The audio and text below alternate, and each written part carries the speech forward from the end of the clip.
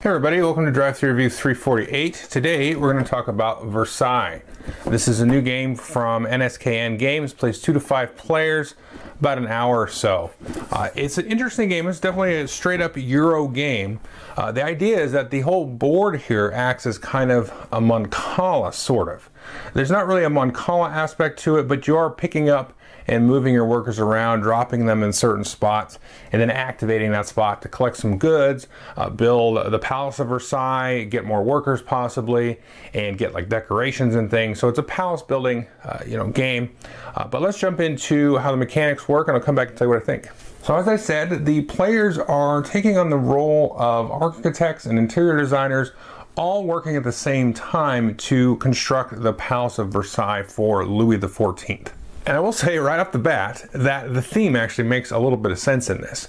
A lot of times with these, palace or castle building games, it doesn't really make a lot of sense. But in this one, you get a real sense of kind of scurrying and shuffling workers around from one station to the other. We've got to complete the banquet hall. We've got to get the statue to put over here outside of the bedroom, and this over here in front of the foyer. So you're all kind of constructing this.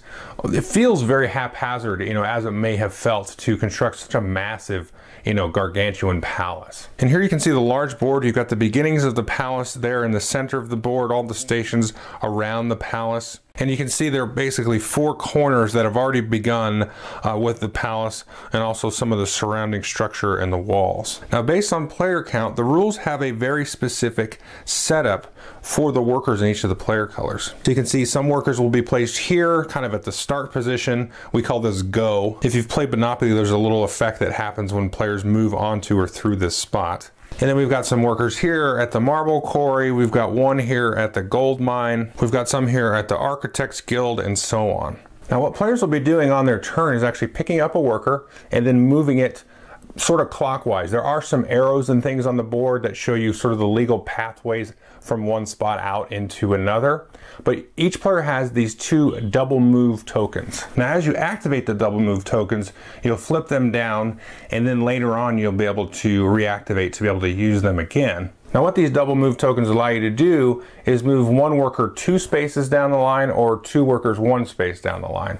Let's take a look at what you do and when you activate the spaces. So let's say the blue player wanted to take their turn. They'll take one of their blue workers. They'll send them on down the path. You can see the little sign here that tells them which way they can go. For example, they can go down this path, but they could not go down this path because the arrow is pointing back in the direction they're coming from. So then he'll arrive here at the marble quarry, and we can see here by the iconography that if you have 1 worker here, when you land and activate the space, you'll get 1 marble. But in this case, we have 2 workers, so we'll get 2 marbles. And then the blue player will go ahead and mark the spot that they just activated with a blue marker in their color.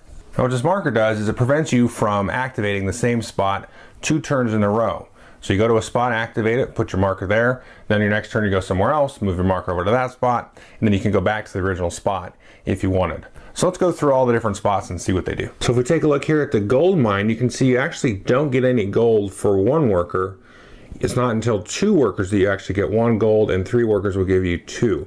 But there are abilities and things that will kind of beef up your resource collection. I'll show you those in a minute. Next here we have the Architects Guild, and this is where you're going to gather rooms to add to the palace. There's a couple of things you can do here. Now off to the side, we're going to have a stack of face down room tiles, and these will be flipped up and dealt, and players can see the cost and what it will take to actually build the room tile. Now starting from the bottom, we can see if we land here and activate with 1 worker, we can go ahead and use one of those workers to take this tile here, which will be worth 9 points when we build it. And then moving up here, we've got another tile. This one's all white.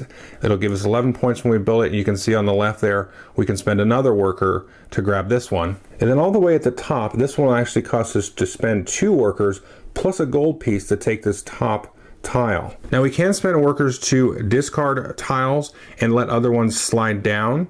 You can see if you spend 1 worker, you can discard 1. If you spend 2, you can actually discard 3, and the rest will shift down. You can also spend 1 worker to reactivate one of your spent double move tiles. Now this space is very interesting because if you move there and let's say you got 4 workers or 3 workers, there's a few different ways that you can do things. You could maybe flip your double move tile, you can discard one of the building tiles and then let some slide down, and then use the other worker to buy the one because you made it cheaper by it sliding down.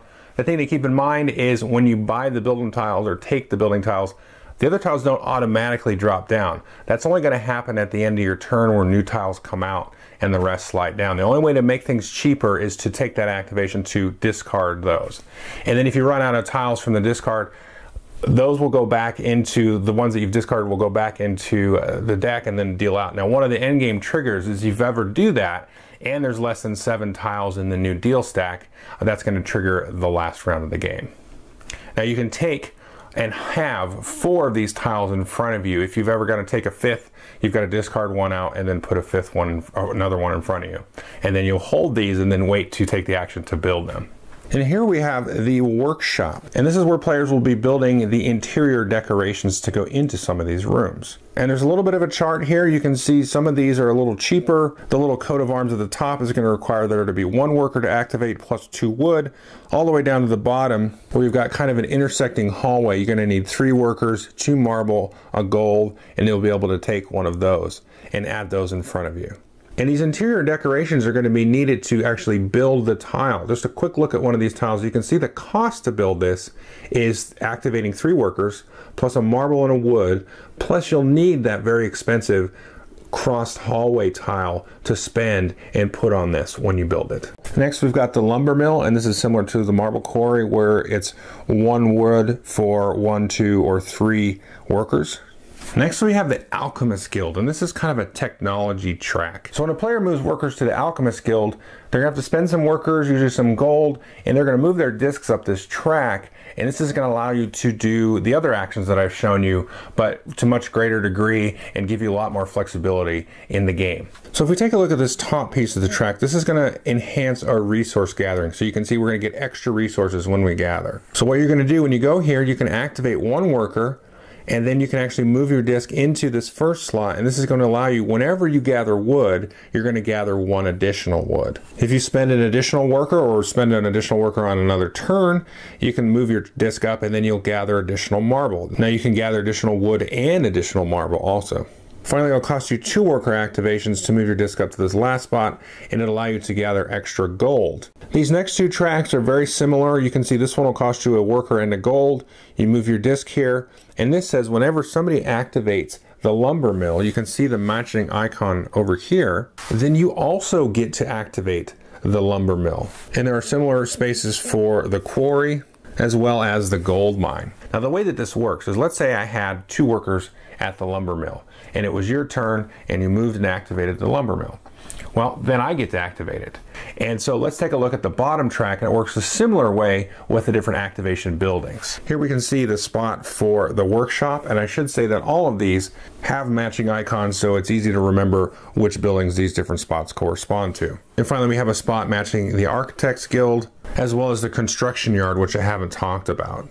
So just as an example, one trick you might do is you might leave 1 or 2 workers there at the Architects Guild, because you're always going to need to have a little bit of influx of those building tiles, but you really need to get resources and go buy the interior decorations and get all. So if you leave a guy there at the Architects Guild, then other people are going to be activating it. You're just going to be, hey, I'll take that extra piece. You don't ever actually have to go there, so you can skip that or skip it, in a smart way. Now before we talk about the construction yard, let's talk about the King's Favor. You can see there's a couple of things you can do here.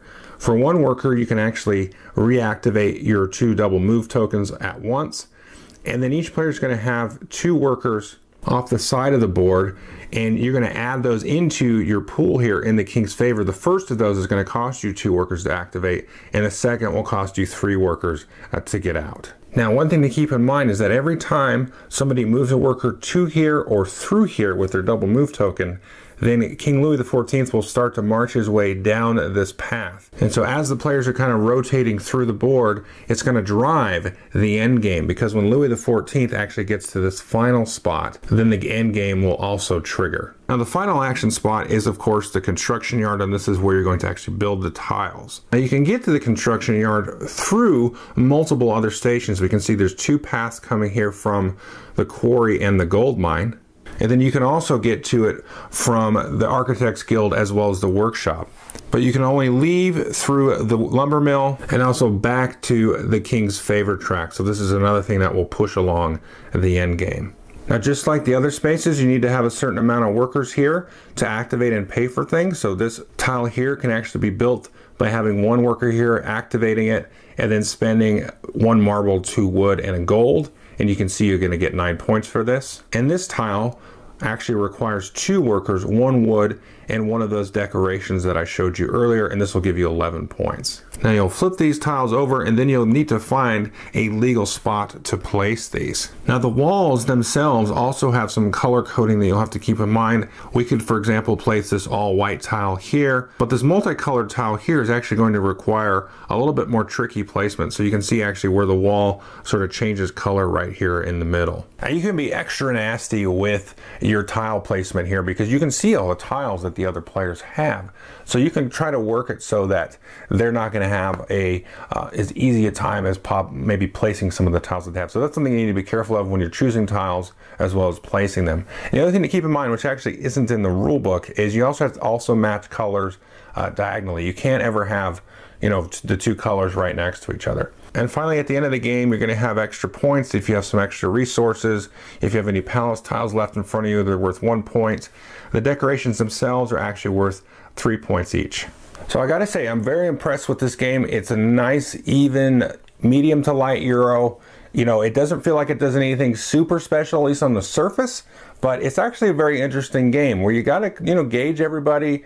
There's interesting ways to kind of, like I was talking about before, leaving your workers in certain spots so that you can kind of go off and do something else and then sort of reap the residuals off of what the other players are actually doing.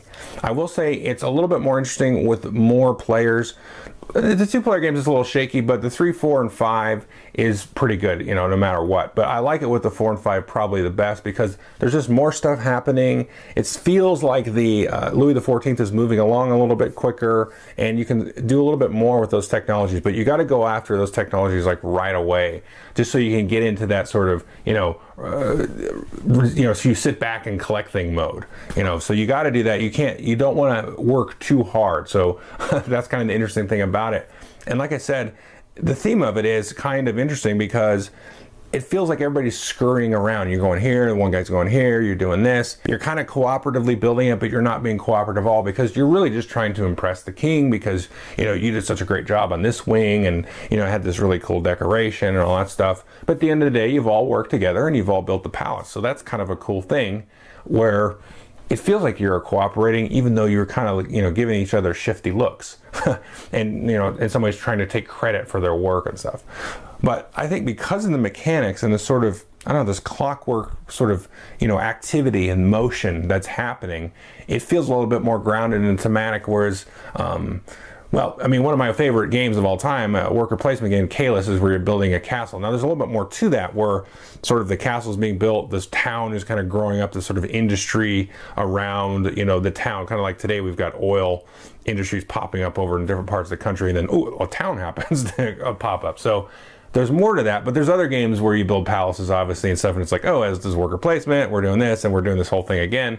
This is different. This is a little bit of a step away, a departure, and it's a lighter, medium-style game, but again, you kind of get into the theme of it and, the motion and just kind of the interesting craziness. As the palace gets more built, it's a little bit more complex to get the tiles down that you want. So it's good. It's a very fun game. It's very quick and simple, but there's a lot of strategic depth, I think, for the amount of simplicity that's in the rule set. So definitely take a look at it. Versailles.